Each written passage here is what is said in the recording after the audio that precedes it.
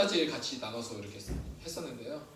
예를 들어 하나님 나라를 창조하시고 복을 주신 하나님, 첫 번째 창조주의자 그 주님이신 하나님, 두 번째 하나님 나라에 복을 주신 하나님, 그리고 세 번째 하나님 나라에 복을 주신 하나님, 세 번째가 뭐였죠?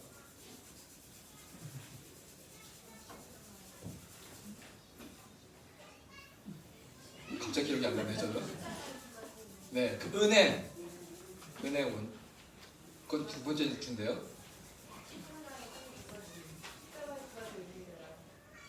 예? 네, 그건 아닙니다. 창조주의자 다시 해야 돼. 창조주의자 주님이신 하나님, 하나님 나라의 복을 주신 하나님, 그 순종을 요구하시는 하나님. 다시 반복하니까 기억이 났습니다. 순종을 원하시는 하나님. 이 세 가지인데요. 이렇게 세 가지씩 나누는데 오늘은 하나님 나라의 주님이 되신 예수 그리스도, 첫 번째가 부활하신 예수 그리스도. 근데 이 세 가지를 다 하면 시간이 많이 걸릴 것 같아서 오늘 부활하신 예수 그리스도만 다루려고 합니다. 부활하신 예수 그리스도, 승천하신 예수 그리스도, 성령님을 보내시는 예수 그리스도, 이게 세 가지가 있는데 오늘 첫 번째 부활하신 예수 그리스도 이 부분만 같이 나누도록 하겠습니다. 오늘 말씀은요, 사도행전 2장 23절에서 24절, 30절에서 32절 말씀인데요. 같이 교독하도록 하겠습니다.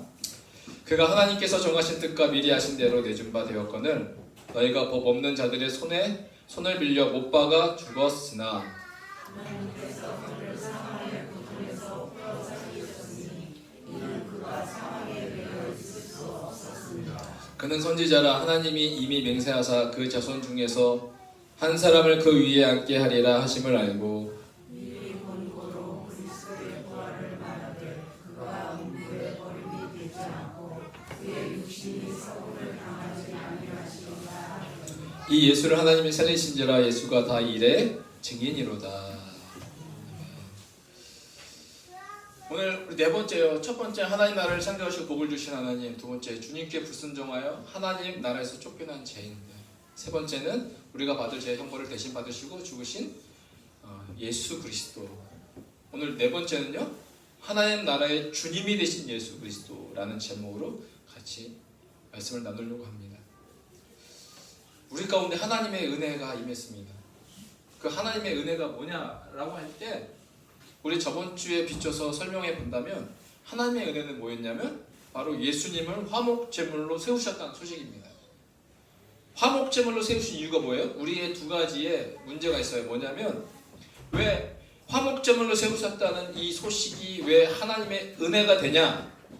첫 번째, 우리 스스로가 이 죄의 문제를 해결할 어떤 능력도 없다는 겁니다.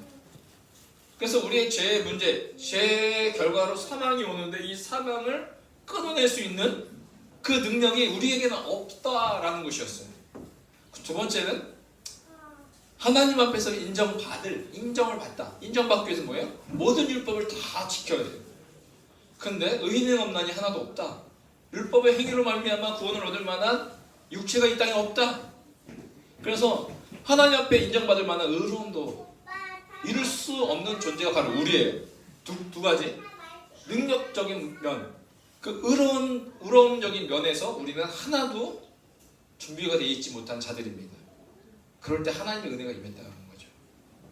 이 하나님의 은혜, 우리가 할 수 없었을 때 하나님이 값없이 내어주신 그 은혜의 선물, 예수님을 화목제물로 세우셨다는 소식이었습니다. 그런데 이런 은혜가 임했어요. 그 예수를 믿는, 십자가를 믿는 자들에게 이런 은혜가 임했는데 하나님의 은혜로 베푸신 이 기쁜 소식, 다른 말로 하면 기쁜 소식을 복음이라고 말씀합니다. 이 복음 이야기는 여기서 끝나지 않는다는 거예요. 그러니까 십자가에서 주님이 우리를 죄 사해 주신다라는 그 복음의 이야기는 거기서 끝나지 않고 더 있다라는 거예요. 그 이야기가. 기쁜 이야기가 십자가로 인한 죄사함으로 끝난다면 어떻게 될까요? 예수님 복음이 예수님을 화목제물로 삼으셔서 우리의 죄를 사해 주셨다. 여기까지 딱 끝나면 어떻게 될까라고 했을 때 그렇다면 우리의 궁금증이 생겨요. 질문이 생깁니다. 두 가지 정도가 있을 텐데 만약에 이 기쁜 소식, 이 복음이 제3 십자가로만 끝난다면 우리는 물어봐야 돼요. 우리의 구원이 제3으로 인한 우리의 구원을 받았는데 우리의 구원이 마지막까지 어떻게 지속될 것이며 그리고 하나님 나라가 임할 때까지 어떻게 완성될 것을 무엇으로 확증하고 확신하며 살아가겠느냐. 두 번째,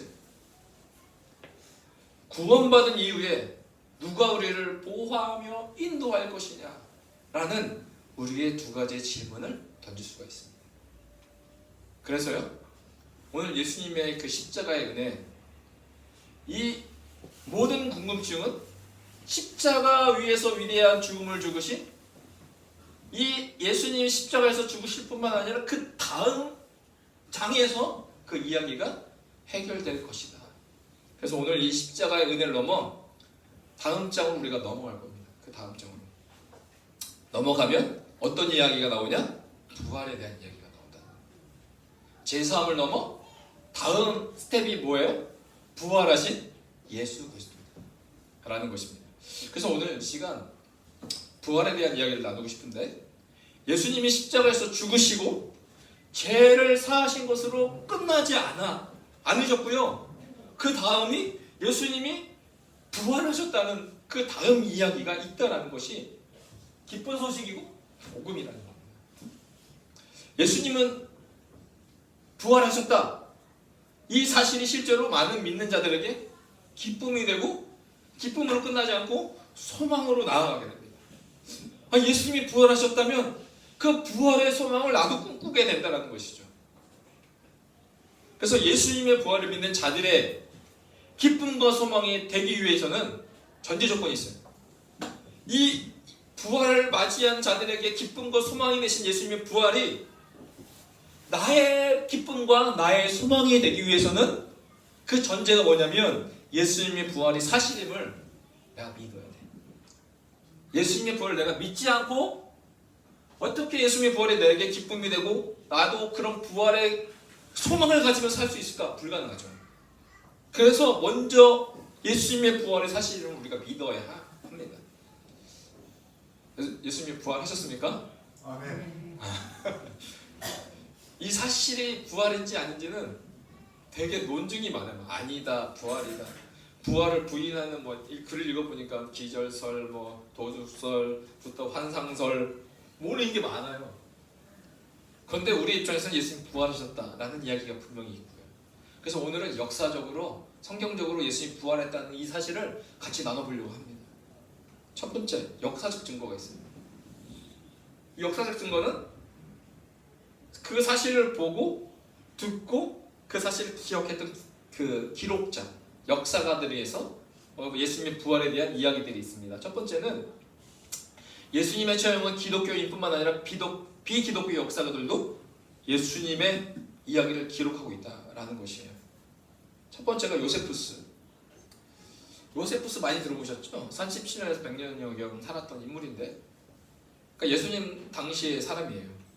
그 사람이 이런 책, 유대 고대사라는 책에서 18권 3장 3절에서 예수를 어떻게 기록했냐면 그는 지혜로운 사람이다 라고 기록했어요. 제가 기록한 것이 아니라 그 당시에 살았던 요세푸스. 그러니까 지혜로운 사람이다. 예수님을 보고 그가 글을 쓴 거죠. 그는 지혜로운 사람이다. 그런데 이렇게 적었어요. 빌라도가 예수님을 십자가의 처하게 하였다라고 기록했습니다. 우리가 오늘 예배 드릴 때 사도신경 고백하잖아요. 뭐라고 고백하죠? 그 빌라도를 매주 고백하고 있어요. 본디오 빌라도에게 고난을 당하사. 그렇죠. 매주마다 그 본디오 빌라도가 우리의 입술 가운데 고백이 되고 있는데, 요세푸스는 이렇게 기록하고 있어요. 빌라도가 예수를 십자가형에 처하게 하였다. 근데 요세푸스만 그런 게 아니라 로마 역사학자 타키투스라는 사람이 있어요. 로마 역사학자 타키투스. 그 책 아날리스 타티키스의 연대기라는 책에 보면 그 책의 15권 44장에 이렇게 기록하고 있습니다. 그리스도는 티베리우스 황제 시대의 본디오 빌라도에 의해 처형당했다 라고 그가 기록을 하고 있습니다. 뿐만 아니라 세 번째, 수에토니우스. 이렇게 생겼다고 해요. 알 수가 없어요. 생긴 거거든요. 그런데 로마 황제 정기에서 클라우디우스 황제가 크레스투스로 인해 로마에서 소란이 일어나 유대인들을 추방했다고 기록했는데, 이 크레스투스는 예수를 가리키는 변형된 표현으로 보인다. 그러니까 이처럼 역사학자들, 기록자들에 의해서 예수에 대한 흔적들을 찾아볼 수가 있습니다. 그런데 오늘 이 역사학자뿐만 아니라 중요한 것은 뭐냐면, 일반 역사가들도 우리 기독교인뿐만 아니라 일반 역사가들도 모두 동의하는 네 가지, 예수님이 부활하셨다는 역사적 사실 네 가지가 있다라는 것을 발견하게 됐습니다. 뭔지 아세요? 첫 번째, 우리뿐만 아니라 일반 역사가들도 인정하는, 모두 동의하는 예수가 부활하셨다는 그 사실이 뭐냐면, 첫 번째는 예수는 죽어서 어디에 갇혔다? 무덤에 묻혔다. 이거는 모두가 동의한다는 거예요. 예수님이 십자가에서 죽으셨어요. 근데 그 죽은 채로 십자가에 매달리지 않고, 우리 성경에 보면 아리마다 요셉이 나오지만, 이 예수를 다시 장사를 지내서 무덤에 묻혔다. 이 사실은 우리가 모두 동의하고 있습니다. 근데 성경은 이렇게 기록하고 있어요. 요한복음 19장 41절에 예수께서 십자가에 못 박으신 곳에 바로 동산이 있다. 그러니까 거리적으로 가까운 거죠. 동산이 있고, 동산 안에 아직 사람을 장사한 일이 없는 새 무덤이 있는지라 이날은 유대인의 준비일이요 또 무덤이 가까운 고로 예수를 거기 두니라. 예수는 죽어서 확실한 게 무덤에 묻혔다. 이 사실은 우리 모두가 동의한다라는 것이었습니다. 두 번째, 그런데 이게 강력한 예수님이 부활하셨던 증거가 되는데, 두 번째가 예수의 무덤은 어떤 무덤으로요? 네, 빈 무덤으로 발견되었다라는 것입니다. 빈 무덤으로 발견됐다. 이게 왜 예수님의 부활의 증거가 될까요? 빈 무덤이에요. 왜 예수님이 부활하셨던 강력한 증거가 빈 무덤이 될까? 우선 사복음서를 보면, 그 성경책 신약 성경 보면 사복음서 모두 예수님의 무덤이 비어 있음을 다 증언합니다. 마태, 마가, 누가, 요한 다 읽어보면, 여기 보면 이게 마가복음, 마태복음, 누가복음, 요한복음, 이 모든 구절이 예수님의 빈 무덤을 자세하게 설명하고 있는데, 마태, 마가, 누가, 요한복음을 이 사복음서라고 말합니다. 이 사복음서 모두가 이 성경책을 보면서 여러분이 공통적으로 기록하고 있는, 마태, 마가, 누가, 요한이 다 그 안에서 기록하고 있는 내용이 두 가지가 있어요. 두 가지가 뭐냐면, 첫 번째는 오병이요. 예수님이 오병, 두 개의 물고기로 수많은 수천 명을 먹이시는 그 사건이 이 마태, 마가, 누가, 요한 다 기록하고 있어요. 그러니까 하나님, 마태, 마가, 누가, 요한을 통해서 예수님의 행하신 기적을 증거하고 있어요. 오병이요. 그런데 또 뭘 기록하고 있냐면, 마태, 마가, 누가, 요한 다 기록하고 있는 기록의 내용이 뭐냐면, 예수님의 십자가 내용과 부활. 그러니까 예수님이 십자가 지기 위해서 예루살렘에 입성하신 것과 최후의 만찬과 그 성전을 청결케 하신 사건을 통해서 죽으신 예수님의 십자가 사건, 그리고 부활, 이 내용이 모든 이 사복음서에 동일하게 기록하고 있다. 그러니까 이 마태, 마가, 누가, 요한의 그 예수님의 제자들이 그 모든 사실을, 예수님의 부활 사실을 증거하고 있다는 것이죠. 근데요, 이 오병이어도 뭐예요? 떡을 떼어 나눠주시는 예수 그리스도의 십자가를 의미하고 있어요. 그러니까 이 모든 것이 오병이어와 예수님의 십자가는 동일한 의미를 갖고 있다는 겁니다.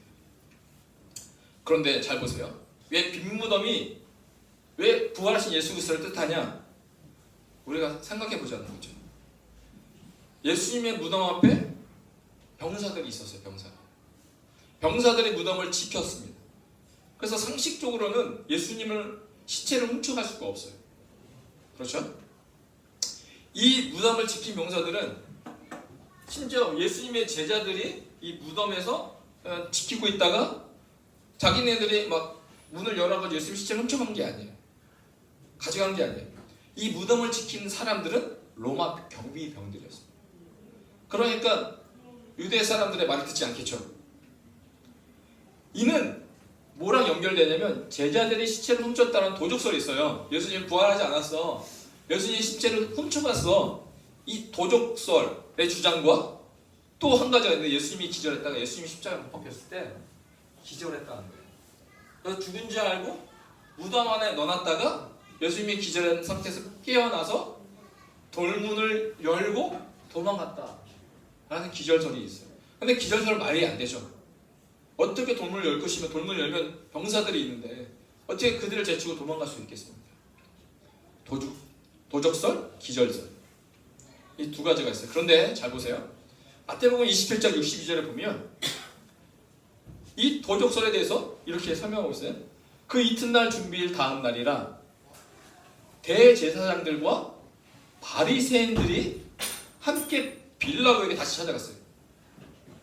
대제사장들과 바리새인이 누구예요? 예수님을 죽인 리더들이에요. 근데 이 대제사장들과 바리새인들이 다시 빌라도를 찾아갔어요. 왜 찾아갔냐? 63절에 보니까 주여 저 속이던 자가 살아있을 때 말하되 그들은 예수님이 살아계실 때 어떤 말을 했는지 다 기억하고 있었다는 거예요. 무슨 말을 기억했냐면 내가 사흘 후에 다시 살아나리라 하는 것을 우리가 기억합니다. 그러니까 혹시나 대제사장들과 바리새인이 혹시나 0.0001%의 가능성도 배제시키기 위해서 64절에 이렇게 말합니다. 그러므로 명령하여 그 무덤을 사흘까지 굳게 지키게 하소서. 그의 제자들이 와서 시체를 도둑질하여 가고 백성들에게 말하되 그가 죽은 자 가운데서 살아났다 하면 후의 속임이 전부 다 더 클까 하나이다. 요거까지도 일어나지 않기 위해서 대제사장들과 바리새인들이 빌라도에게 찾아간 거예요. 굳게 지켜주세요. 그러니까 빌라도가 뭐예요? 빌라도가 경비병과 함께 가서 돌을 임봉하고 완전히 딱 붙이고 무덤을 굳게 지키니라 라고 말하고 있습니다. 그러면 이렇게 로마 병사들을 그게 앞에 지키게 하고 무덤의 돌을 임봉시키고 그리고 굳게 지키라는 그 명령 가운데 도적설은 말이 안 된다. 그런데 잘 보세요. 우리 마태, 마가, 누가, 요한을 보면 예수님의 부활의 최초 목격자는 남자예요, 여자예요? 다 여자들이죠? 근데 그 여인들이란 말이에요. 근데 그 당시에 여인들은 인구조사에 카운팅이 안 됐어요. 남자의 취급을 못 받았다는 거죠. 그러니까 무슨 말이냐면 이 여인들이 처음으로 예수님의 무덤에 가서 빈 무덤을 발견했어요? 예수님이 계시지 않아요? 그래서 예수님이 사라졌다고 라는 그 최초의 그 목격, 그 증언이 그 당시에 법적 효력이 없다는 거예요. 그런데 이게 무슨 뜻이냐? 이것은 성경이 역사적 사실 그대로 기록해 놓았다는 증거. 그 당시에 법적 효력이 없는 증언을 그대로 성경은 다 사실 그대로 적어놨다는 이야기가 되고 있습니다. 그러니까 빈 무덤이 무슨 뜻입니까? 바로 예수님이 부활하셨다는 강력한 증거가 됩니다. 세 번째, 그런데요, 제자들이 부활한 예수를 만났다고 주장하고 있어요. 제자들이 부활한 예수를 만났다. 자, 이 세 번째 주장은요, 제자들이 시체를 훔쳤다는 도적설과 상충되는 이야기인데, 제자들이 로마 군인들 몰래 예수님을 시체로 훔쳐다가 훔칠 수도 없지만 병사들이 있어서 근데 어떻게 해서 훔쳤다고 봐요. 임봉한 돌을 막 뜯어냈어. 그래서 훔쳐가지고 예수님이 부활하셨습니다 거짓말 한다는 것인데, 이렇게까지 거짓말하면서 예수 부활을 말할 유익이 있을까요, 없을까요? 예수님이 죽었어요. 그래서 어떻게 해서 예수님의 시체를 훔쳐다가 사람이 모르는 곳에 놔둬가지고 이 제자들이 말하는 겁니다. 예수님이 부활하셨다. 그러면 거짓말을 가지고 예수님이 부활하셨다라는 거 말하는 거잖아요. 그러면 이 제자들이 거짓말하면서 예수님이 부활하셨다라고 말할 때 그 말하는 유익이 있냐는 거죠. 예, 없다는 거예요. 오히려 무슨 일이 일어나요? 그들이 거짓된 부활을 이야기하기 위해서 목숨 바쳐야 돼요. 그러니까 거짓을 내가 유지하기 위해서 내 목숨을 바치는 사람이 있어요, 없어요? 없어요. 그런데 그들은 자기들의 목숨과 순교를 당하기까지 예수님 부활하셨다라는 소식을 전했다는 겁니다. 그러니까 제자들이 부활한 예수를 만났다고 주장하는 그것이 예수가 부활했던 사실임을 강력하게 증거하고 있다. 영상 하나가 있는데 한번 볼게요.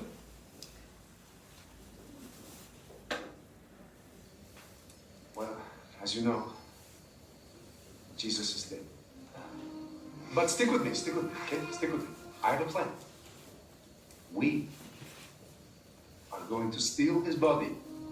Okay, I'm tracking with you. What's next? And then we're going to tell the whole world that he rose from the dead. Oh, you know I'm in. I love it already.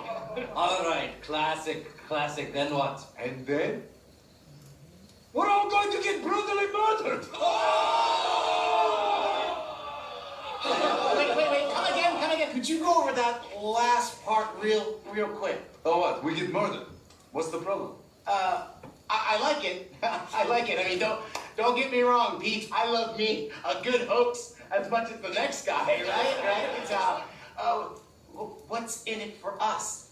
Do we all get riches, fame, and fortune first, right? No, get this. You're going to be hated, persecuted, and reviled for the rest of your life.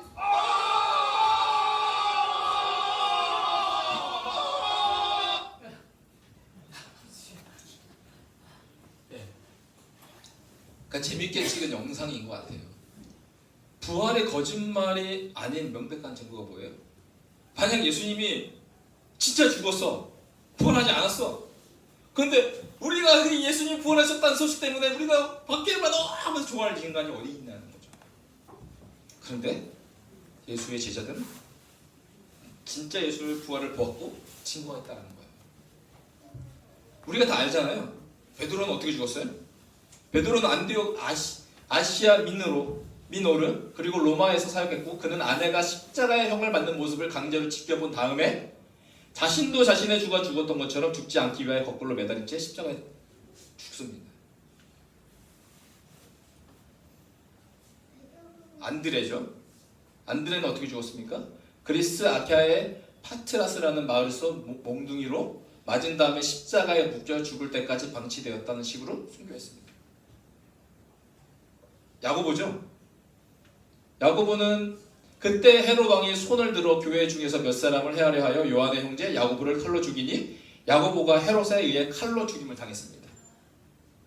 뿐만 아니라 도마는 바데인, 메데, 페르시안, 카르마니안, 히르카니안, 바카트리안 그리고 마지안에 갔고 결국 인도에서 창에 찔려 순교했습니다.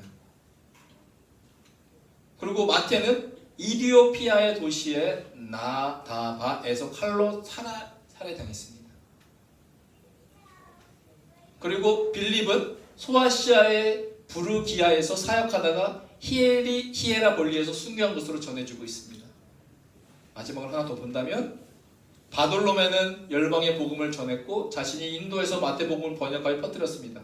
그는 전통에 따라 체포되어 몽둥이로 맞은 다음 산채로 가죽을 벗긴 채 십자가형을 당했습니다.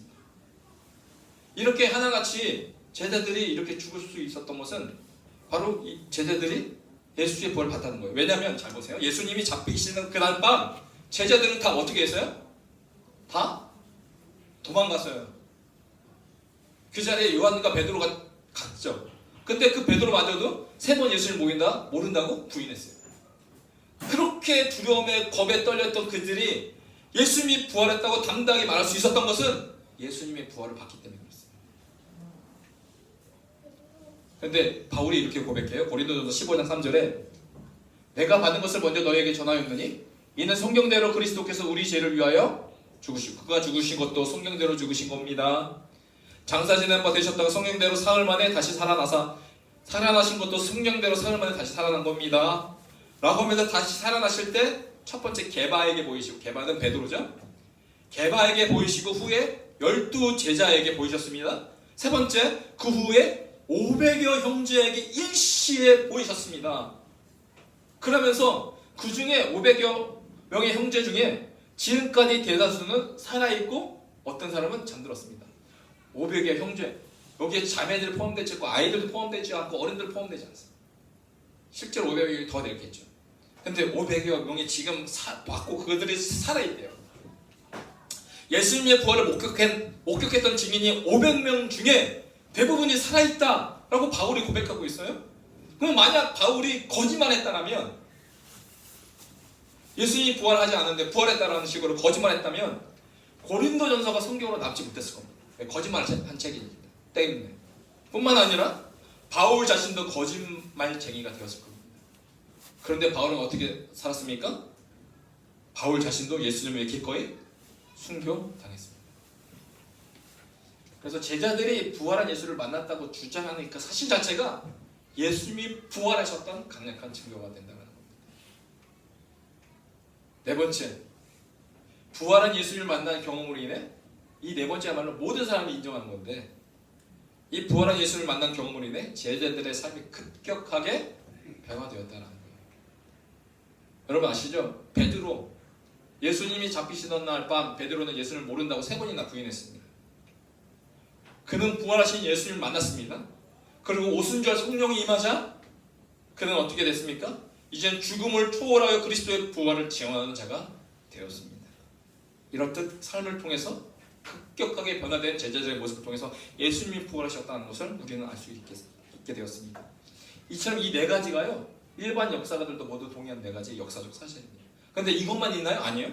더 있습니다. 다섯 번째는 구약의 3대 절기의 완성이 부활인 것이죠. 전에 몇 번 제가 설명드렸습니다. 구약에는 7가지 절기가 있는데 그 중에 3가지 절기, 유월절, 무교절, 초실절. 근데 유월절, 이집트에서 이스라엘이 출애굽할 때 마지막 10번째 재앙, 장자의 죽음. 그 장자의 죽음의 재앙을 넘어서기 위해선 양을 잡아서 그 양의 피를 문설주에 묻힌 집마다 죽음의 영에 들어가지 않고 패스오버 뛰어넘었다. 유월절.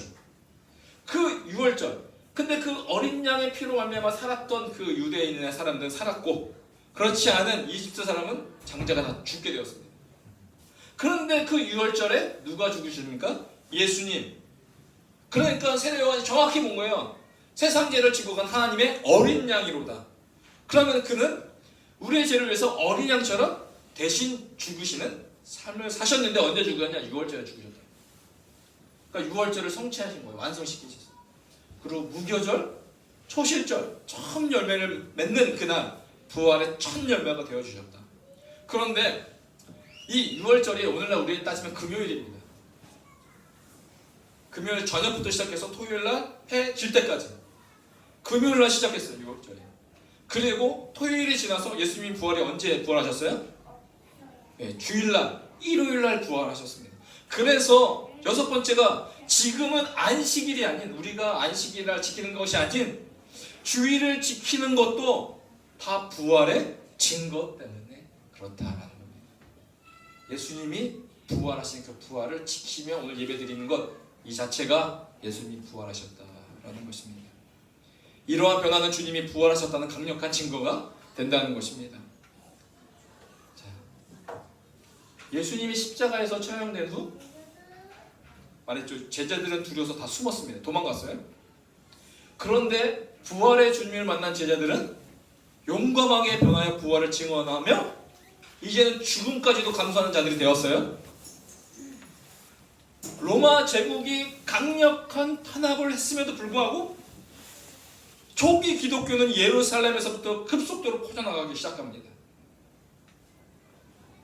무엇이 그들을 이렇게 변화시켰을까요?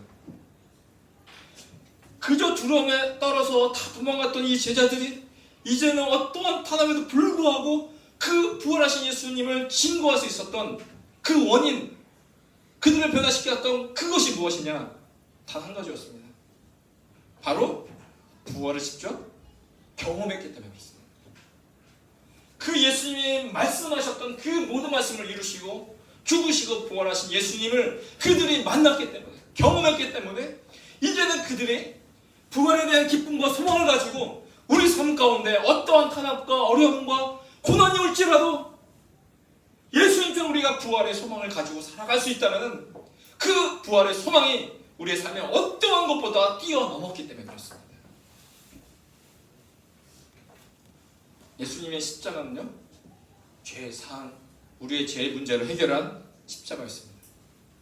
그런데 그 죄사함으로 끝나지 않고 어디까지 나갔습니까?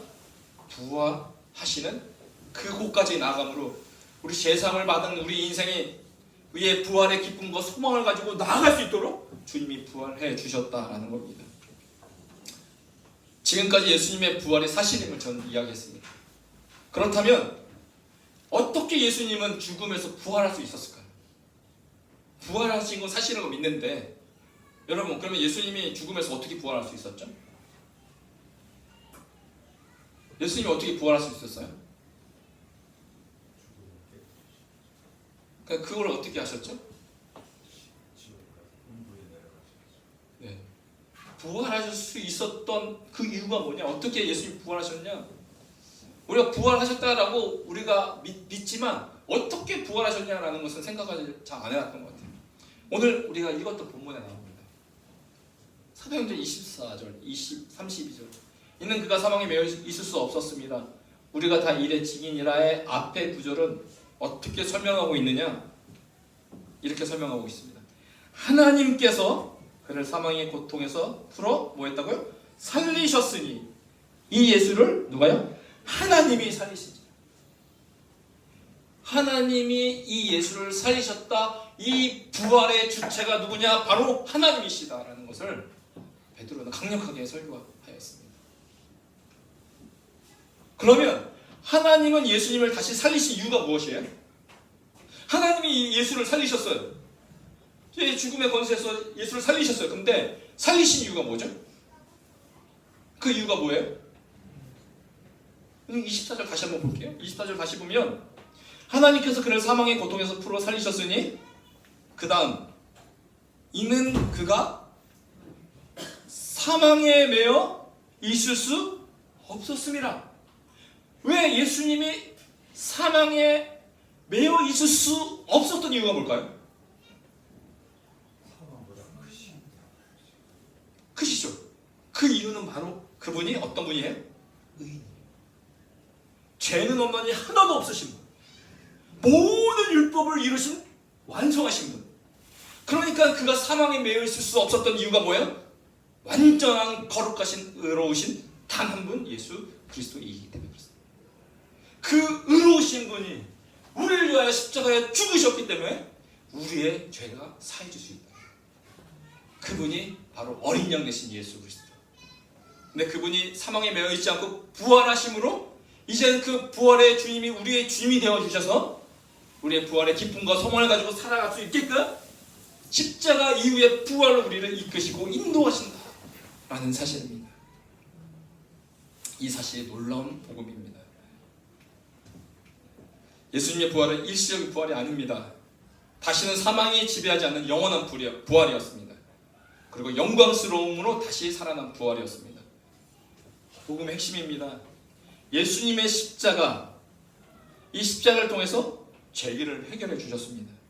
그러니까 죄가 없어지니까 죄의 결과값으로 사망이 와야 되는데 사망이 오지 않았습니다.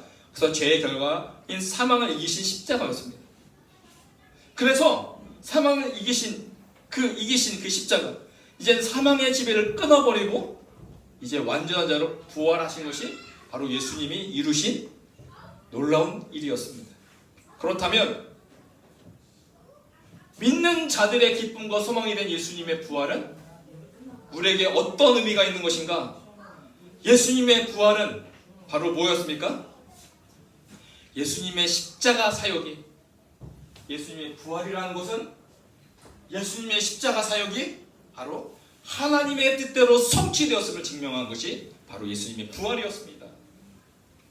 그러면 예수님의 부활은 우리에게 어떤 의미가 있습니까? 예수님의 부활은 그의 십자가로 우리 죄가 해결되었고, 그리고 우리에게도 예수님처럼 부활이 임했다라는 것을 의미하는 것이 바로 부활의 의미입니다. 기쁜 소식이 뭡니까? 원래 예수님의 십자가 사역을 통해서 사탄의 지배에서 있던 우리, 죄와 사망을 가지고 우리를 지배했던 불의의 무기로 사용했던 그 사탄의 지배에서 벗어나게 하셨고, 이제는 사단의 집에서 벗어나니까 누구의 다스림 가운데 살아갑니까?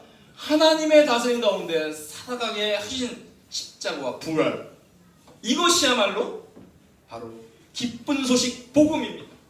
십자가로 인하여 죄가 해결되어 이제는 하나님 다스림 가운데 살아가게 하셨다는 그 소식, 이게 복음 기쁜 소식일 뿐만 아니라 그 죄를 해결했을 뿐만 아니라 이제는 우리 가운데 부활의 소망으로 살아가게 하신다는 그 소식이 바로 기쁜 소식, 부활의 소식이었습니다. 오늘 말씀을 마칩니다. 부활하신 예수 그리스도를 통해서 당신이 하고자 했던 것은 진정한 주님이 되신다는 사실이었습니다.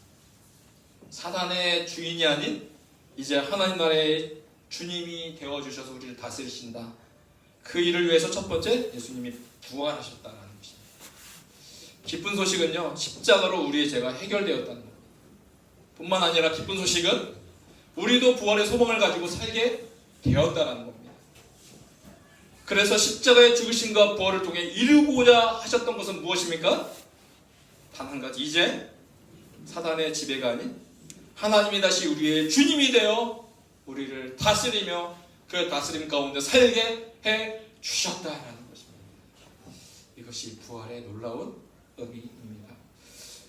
우리 삶 가운데 부활의 의미, 부활의 믿음이 흔들리지 않기를 소망합니다.